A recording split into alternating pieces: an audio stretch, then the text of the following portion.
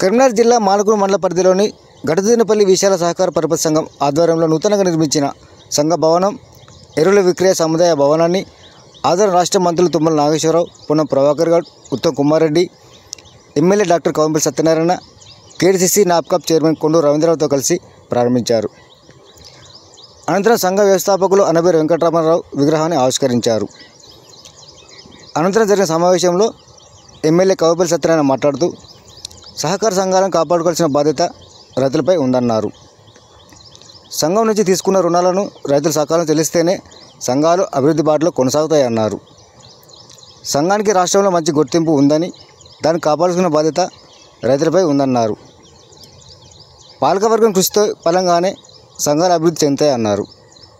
ఈ కార్యక్రమంలో DCO Ramanjalachari, tahsildar Vijay Kumar, MPDO Varalakshmi, Manakondur AMC chairman మరి వదలి యాదవ్, వైస్ చైర్మన్ రాములు తిరుమలరెడ్డి, సంఘం చైర్మన్ అనబి రాధాకిషన్రావు, వైస్ చైర్మన్ కర్క అనంతరెడ్డి, డైరెక్టర్లు మ్యాదర్ మలేశం, పెంచాల రాజయ్య, చిరుతల యాదగిరి, అవధూరి విజయ, కర్క చంద్రశేఖర్ రెడ్డి, గుడ్డి మలేశం, పాశం సమ్మయ్య, చెన్నాడు అశోరెడ్డి, అన్నాడు జగపతిరెడ్డి, సొసైటీ సీఈఓ గొండ రామయ్య, రైతులు, కాంగ్రెస్ పార్టీ నాయకులు తదితరులు పాల్గొన్నారు.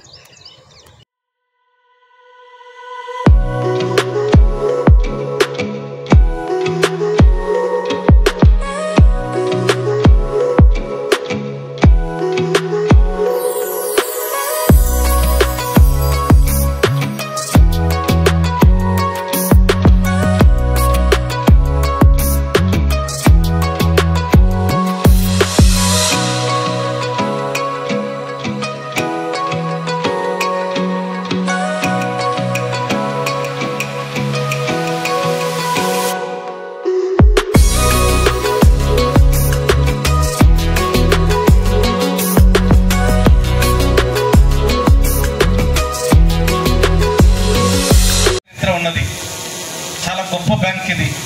అందరూ కష్టపడి ఇటుక పేర్చి ఈ బ్యాంకును అభివృద్ధి పదంలో నడిపించినారు. ఎన్నో విధాలుగా నేను చిన్నప్పటి నుండి కూడా వింటా ఉన్నాను. గట్టుదుద్దనపల్లి ఇక్కడ ఉంటే, అదేవిధంగా మన ముల్కనూరు గ్రామీణ బ్యాంక్ దేశంలోనే అంతో ఇంత పేరున్నటువంటి బ్యాంకులు ఇవి. మన రాష్ట్రంలో ఇది పెద్ద బ్యాంకుగా పరిగణించబడేది. కాలానుగుణంగా చైర్మన్లు రావడం, మారడం, కొంతమంది కొన్ని విధాలుగా బ్యాంకుకి ఇబ్బందులు పెట్టడం జరిగింది. మరి ఆ బ్యాంకులు ఇబ్బంది పెట్టినప్పుడు కూడా నిలబడి తట్టుకొని మళ్ళీ రాధాకిషన్రావు గారు చాలా కష్టపడి ఈ బ్యాంకుల్లో ఉన్నటువంటి ఏరియర్స్ ఏవైతే ఉన్నాయో ఆ రుణాలన్నిటి కూడా కట్టిపిచ్చి ఇంకొక ₹1 కోటి అనుకుంటా రూపాయలను ఈ టర్మ్ అయిపోయే లోపల తప్పకుండా కలెక్ట్ చేసి ఈ బ్యాంకులో అప్పచెప్తారని కూడా ఆయన మీద బాధ్యత ఉన్నది. వారిని అభినందిస్తూ ఉన్నాను. ఎందుకంటే సహకార రంగాన్ని కాపాడుకోవాల్సిన బాధ్యత మన మీద ఉన్నది. రైతులు ఎప్పుడైతే సమృద్ధిగా వాళ్ళ భూములు పెట్టో ఏది పెట్టో ఒక డబ్బులు సకాలానికి తీసుకొని మళ్ళీ అందిస్తే తప్పకుండా వడ్డీలు కడితే ఈ బ్యాంక్ అభివృద్ధి చెందుతుంది.